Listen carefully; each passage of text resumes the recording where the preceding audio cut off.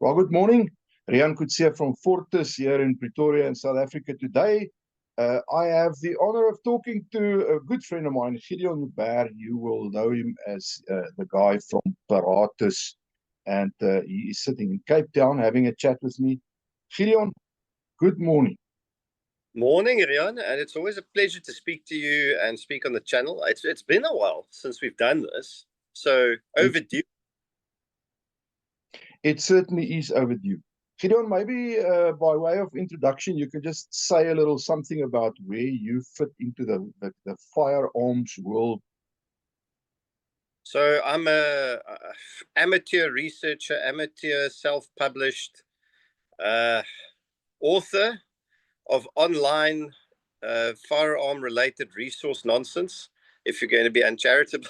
But essentially what Paratus is it's an online publication that puts out writing and material regarding firearm ownership in South Africa. And it's everything from equipment-based discussions to training discussions to practical advice regarding the defensive use of firearms and techniques and tactics, as well as a big chunk of it is purely focused on gun rights and gun ownership advocacy type discussions and research.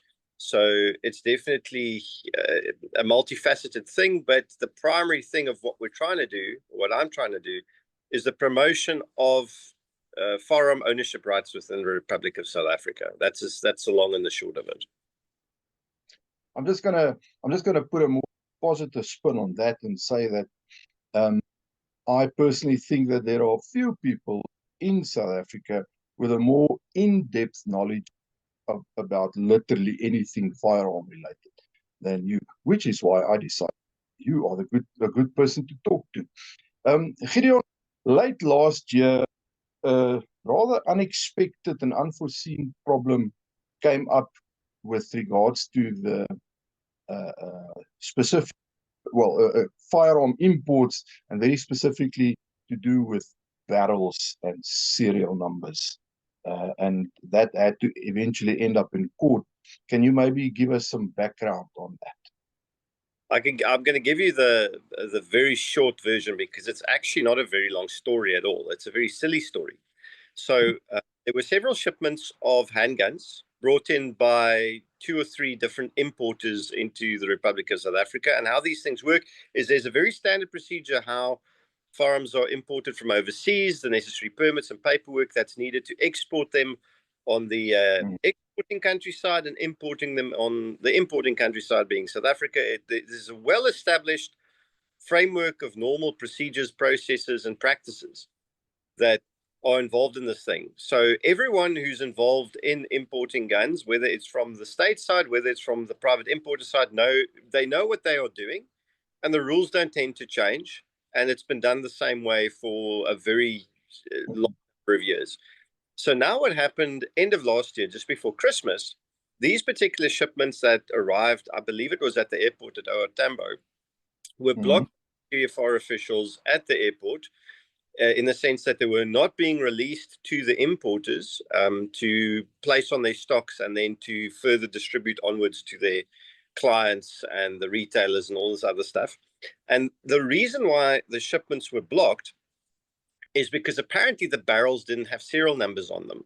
Now, in reality, the barrels did have serial numbers on them because almost all handguns have a serial number engraved on the barrel. And it actually is soul destroying to have this discussion. And from the video that I put on my own channel, I devoted almost 3 minutes to unpacking this in as basic terms as possible. And it nearly killed doing it. But the flat part of the barrel being one solid piece of steel with a flat part in the back called the chamber and the round part in the front, which is the actual barrel itself with the rifling on the inside. Those are 2 non-separate. You can't separate those components from each other. It's one solid piece of steel. Because it's machined from one single piece of steel, right? That's it. So because the serial number is engraved on the flat part, i.e. the chamber, Brigadier Sikakane, who's the head of CFR, and people downstream from her deemed this in this particular case, something that hasn't happened before, they deemed it that no, that doesn't count. That means the barrel doesn't have a serial number. The serial number, according to them, needs to be engraved on the round part of the barrel. Mm. So eventually they released the shipments to the importers after the importers signed a document, an official form, where they promised at their own cost and at their own expense to engrave the serial number that exists on the barrel, on the chamber of the barrel, on the round part of the barrel before the firearms could be distributed onwards. Now, I don't quite know how to dumb that down further, but in essence, the serial number that already is on the barrel is in the wrong part of the barrel according to the interpretation of Brigadier Sikakade, and therefore, but it's a barrel. The whole thing is that's the barrel of the pistol. So effectively, it is on the barrel. It is on the barrel, but according to her, that it doesn't count as being on the barrel, even though it is on the barrel. And that was the whole. This was the whole foundation of this so-called dispute. Is It sounds like the brigadier woke up one morning and decided chamber doesn't form part of the barrel anymore, right? It's but these specific barrels that we're talking about, have they always come into the country with the engraving in that spot? Always. And to be honest, every single pistol that I've seen with the serial number on the barrel, which is most of them, all of them have it engraved on the chamber. For the simple reason, probably because it's a lot easier to engrave a flat part of steel than a round curved part of steel. And also, the only way that you can see the serial number on the barrel without disassembling the pistol is if it's on the chamber. Because if you engrave the serial number on the barrel, on the round part of it, it's under the slide. So if someone needs to check the serial number of a pistol, the serial number of the barrel of the pistol, and it's engraved on the actual round part of the barrel, you'd have to disassemble the pistol and take the slide off in order to see the serial number. So it also makes sense that the chamber being always exposed when the pistol is assembled, that's the most rational place to put the serial number for inspection, right? It makes perfect sense to me in any case. So did the importers in question with this specific batch where the problem arose from, did they then subsequently have engravings done on the round part of the barrel as well? As far as I'm aware, they didn't. But bear in mind, I've only spoken to one of the two importers. I don't know if the other one might, but I have my doubts that they did. What they did do is they took the matter to court on an urgent basis, and it was then heard in, I'm not sure if it was the North Gauteng High Court or which one of the high courts up in Gauteng it was, but it was one of them. It was heard, I think, on the 15th of January, and it was on a Wednesday, and judgment was reserved. And within a few days, the judgment came out in full. And I mean, it's a publicly accessible document. Essentially, the judge took a very dim view of the fact that the SAPS arbitrarily made this decision. He especially chastised them for not consulting with the importers at all. He said, even after repeated attempts by the stakeholders to obtain clarity and to have a meeting and to discuss the issue, to try and find a suitable resolution for it, the fact that the CFR essentially just stonewalled them and ignored them, or as we say in the 21st century, blue-ticked them, right? That did not go down well in court at all. And it resulted ultimately in a full cost order against them. I don't know if it was a punitive... Against SAPS. Against SAPS, yeah. Okay. So the SAPS got hit with a cost order, and the judge essentially ruled that, by the way, if there's a serial number engraved on the chamber of the barrel, and in these cases, the chamber being an integral part of the barrel, i.e. you cannot remove the chamber from the barrel without destroying the barrel, it counts as the serial number being on the barrel. So sanity prevailed with, without fortune. it came at a cost, because I mean, it cost the importers time. They were sitting with stock that they couldn't sell, that Yep. they've paid for. Now they have to go to court and pay. So it's actually it's very unnecessary. Does this kind of thing happen more often than we're aware of?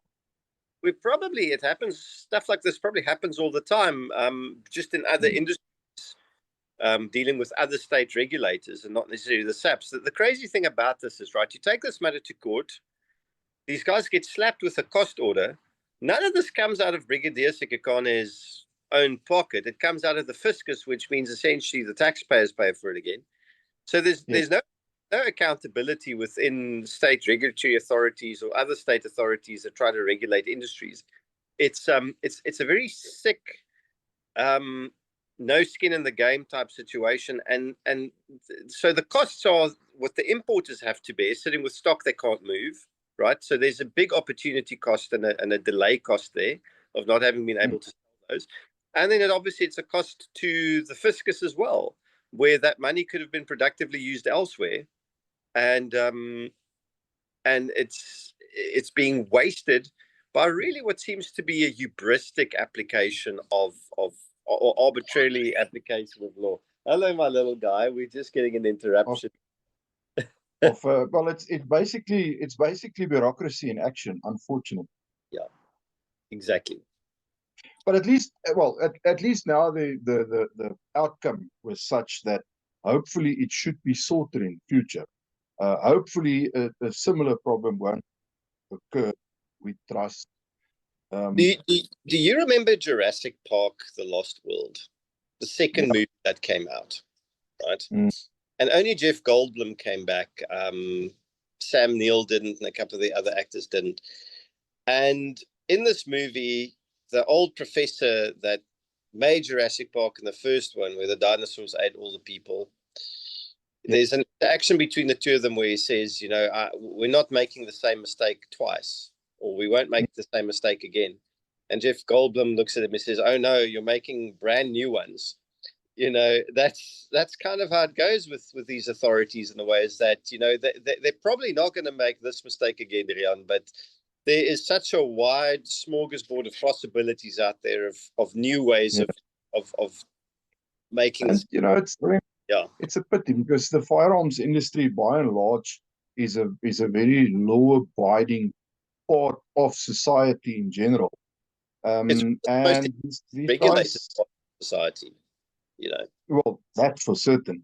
And these guys are trying to make an honest living. So I just thought it would be interesting to bring stuff like this to light, because I don't know how many people are actually aware of what goes on behind the scenes. A lot of people just see the gun shop, see the gun that they buy, see it on the firing range, hopefully when they do dry firing it. But there's often a much larger story in the background to get that specific firearm to the counter in the shop where you purchase it. And it's not always an easy story, unfortunately.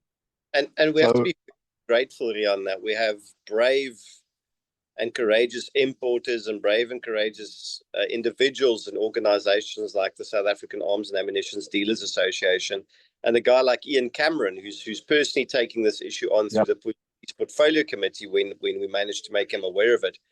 And he gets a lot of flack, but so I think supporting the dealers, supporting the importers, people going to their local dealers and asking them, are they members of SADA, or do they support SADA in a way? Because these guys are sticking out their necks, because they're easy to identify who they are. And if malicious police officials decide to victimize the individual dealers or dealerships that are, trying to fight back a bit, it can make things horrendously unpleasant. And ultimately, we all pay the price for it, as in we have fewer firearms available to us because fewer of them are being imported, and they become more expensive, and we have less ammunition. So we are very dependent on this very sophisticated but fragile industry to keep us all legally armed. And I think it's one of those overlooked things where you go, oh, well, it's a business and a business chamber and business organizations, and they look after themselves. And to a degree, sure, they do, but but we're dependent on them as much as they're dependent on us. And I think having that healthy symbiotic relationship where we're giving them a bit of support, especially now where they're getting nailed a bit, that's going to make a huge difference to them staying in the fight for us as well. Yeah, and I feel, the same goes for Ian, because you and I both happen to know Ian personally, and we know that he's a good friend of the firearms community in general. He's fanatical about law and order, which is, I think, why he ended up in that position. And the guy is really trying his best to make a difference. And I think for that, he certainly does deserve our support. So, maybe a shout out to him as well for the good work that he puts in for all of us in this community and every single law-abiding citizen of this country. Well, when next I see him personally, which is hopefully within the next week or two socially, I will pass on from Rian Kutsia that exact sentiment. So I'll make sure he gets it. Thank you. Okay. Yeah, that's great. I haven't seen him in a while. Gideon, thank you so much for your time and for your inputs and helping us to bring light to this little fairly dark matter that luckily was concluded in a way that was constructive and good for the firearms community. Thank goodness. We trust that we will be able to bring more good news. And I hope to chat to you again very soon. Absolutely, Rian. I think if we can do this semi-regular, it would actually be a lot of fun. Yes. So let's do it. Definitely. Let's do it. Thanks, bud. Have a good one. See you. You too. Take care.